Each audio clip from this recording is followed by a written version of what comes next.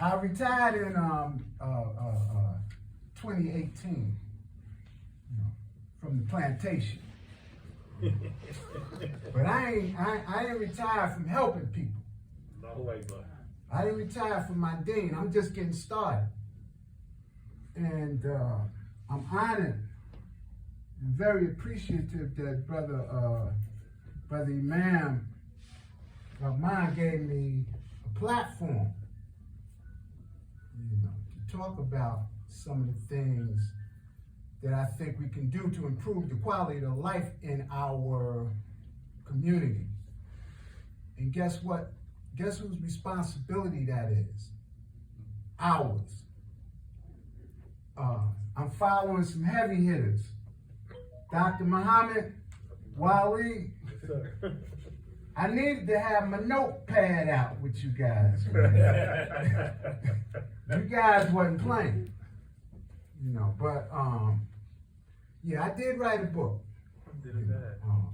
I embraced Islam in like 1970, 69, 70. But I had an addiction problem, okay? And I struggled with that for many years. And I just want to say one thing, Muslims can have addiction problems. Yes, sir.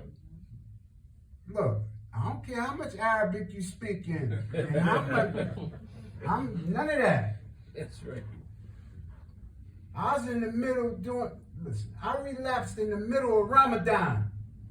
And it was, what was it, 70, 74, somewhere 100 years ago. The doctor prescribed some Robitussin, cough medicine. Now, why you want to give me some stuff like that? Somebody suggested, they said, they gave you Robitussin, they said, you can get high with that.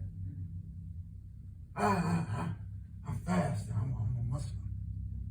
As soon as I got home, he done planted the seed. I went, instead of taking the tablespoon, I took half the bottle. I'm like this. So one thing about addiction is cunning, baffling, and insidious. It don't care nothing about your religion. It don't care nothing about your mother. Don't care nothing about education. None of that. Right. Don't care nothing about how strong you is. Right. Talking about you gotta be strong, brother. No. I think I'm pretty strong, but that didn't stop me from using. Okay, so I don't want to get too much into that. I wrote down some bullets, so some things. I guess you want to know why I'm even talking about this thing called Milanti Islam. Milanti Islam. Am I saying it right, Doctor? Yes, sir. You said it right. It's an approach to wellness. There you go. It's an approach to behavioral health. And I'm trying to broaden it a little bit because it's not just about addiction. Abstinence from drugs and alcohol does not equal recovery. I know people been clean 50 years, sick as a puppy. Yeah. Because if you stop using, you don't change your attitude. And I know people, and social acceptability don't equal recovery either. There you go. I don't care how many jobs you got. So you have to make some changes. And Milanti Islam follows the 12-step model. Okay, you have AA came first, then came NA, then a whole bunch of other AAs, and then came Milanti Islam, Islamic, for Muslims. And I was in the other fellowships, and it was working for me. It still does. I've been clean 30 some odd years. Long way, bro. I've been clean 30 some odd years after I got finished running in and out and tearing my behind. I mean, I finally got it, you know. So I came around in like 1987. So, I was in the 12-step program, and it taught us the therapeutic value of one recovering person to another. Yeah, talking about that safe place. Yeah. Being able to have somewhere that you could come and talk about it. I didn't want to talk about my mess. Y'all talked about me enough, little old dope fiend. Y'all talked, and it took me a long time to even admit that. It did. It took me a long time. I don't know about nobody else. But it took me a long time before I could actually, because I thought it was snitching on myself. I come from the cold, from the street. Don't tell. What I look like coming to them and tell, I robbed that guy on the street. And that's the way I looked at it. So I finally, some people talk about waving the flag, the surrender, the white flag. Mm-hmm. That was me. I had to hit bottom. Mm. I mean, my bottom was low. Mm. And I ain't going into detail. My bottom was very low. Get the book. Mm-hmm. I wrote about and it was painful to write that.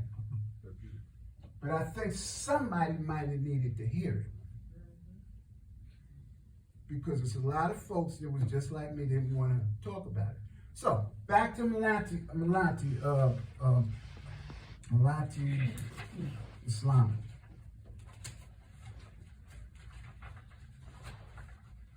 What is, and I'm going to read this. I don't know why I keep thinking I can see when I know I need glasses. Dr. Muhammad, can you look in my coat right there behind that chair? I have a zipper, an outside zipper on the top, not the bottom zipper, the top. I'm gonna try to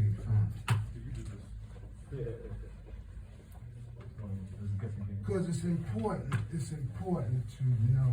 I just thought it was the light over you. Huh? When you try to read with the light over your head, sometimes you feel the same way. Can you put that? Sure.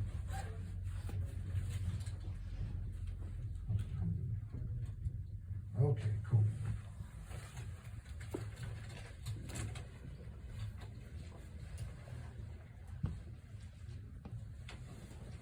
What is Malati Islami?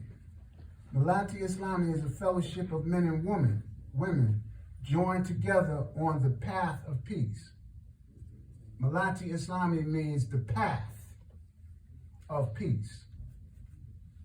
We share our experience, strength, and hope while recovering from our active addiction to mind and mood-altering substances. We look to Allah, God, to guide us on Malati Islami, the path of peace. While recovering, we strive to become rightly guided Muslims, submitting our wills to the will and service of Allah. We begin the submitting process through the practice of al-Islam,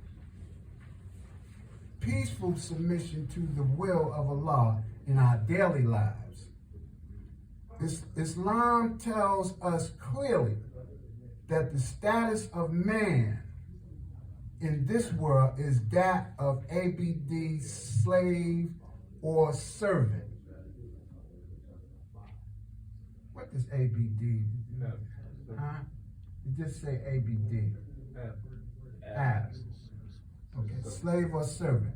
We know that we must learn to be slaves and servants only to Allah, and not slaves to mind and mood-altering chemicals.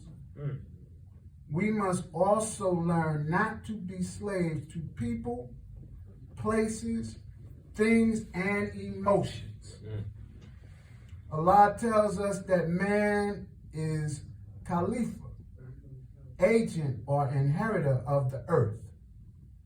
This means that Allah has entrusted us as humans, beings with custodianship of His creation.